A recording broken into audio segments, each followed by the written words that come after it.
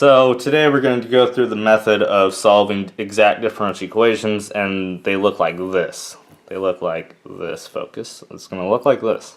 So first, well, there's a special case, and you could watch that video here after this, or if you want to watch it now, I don't care. But it's the case where the equation is said not to be exact, but it can be exact, so here we go. First of all, we're going to take the partial derivative with respect to y of m partial derivative, and then we're going to set that equal to partial of n with respect to x, and we're going to do that. Now sometimes this does not happen, as I said earlier, and that's when these are not equal, and when that happens there might be an integrating factor. If that's true, then click here or something and watch that video if you want to know. Okay, so now if this is true, then we simply set a function of x, or xy, f of xy.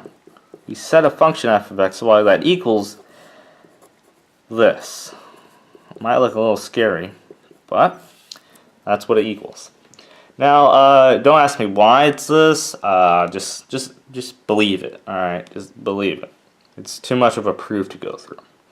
And if we plug in this and this, we should get some equation of f and xy. And then once you have this equation, you could move on to the next part. But before I get to that, m might be a function that deals with x and xy.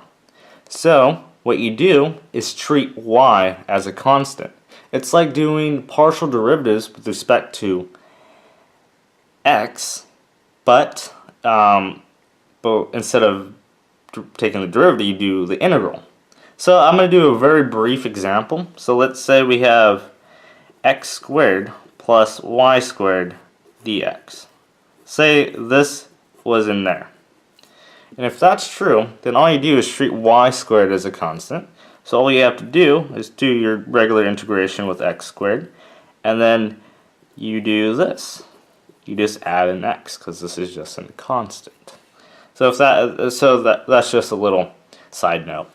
Okay, so after you get a function with respect to x, y of this, you're going to still have this unknown g of y. So what you're going to have to do, it's required, you require that partial of f with respect to y. So once you solve this equation, you're going to take the derivative of it with respect to y, and then you're going to set that equal to n.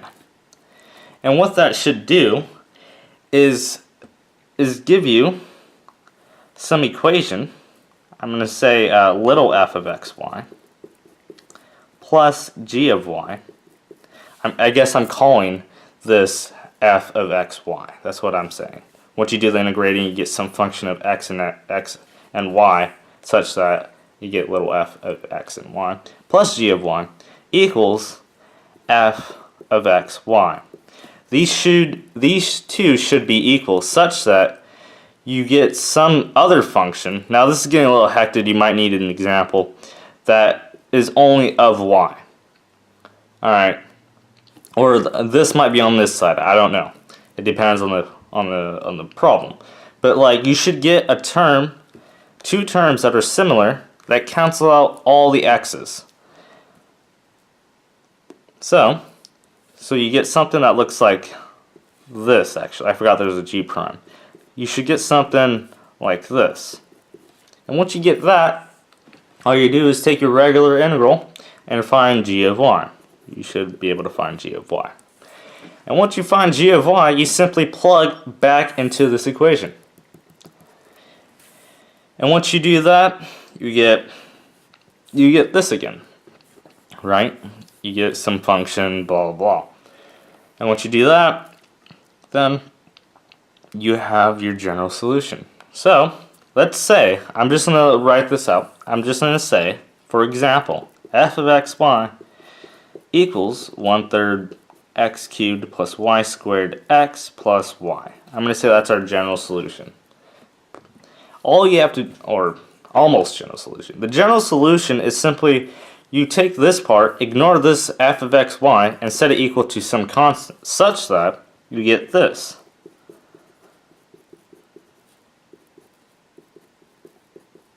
Or this, whichever you prefer. It doesn't really matter.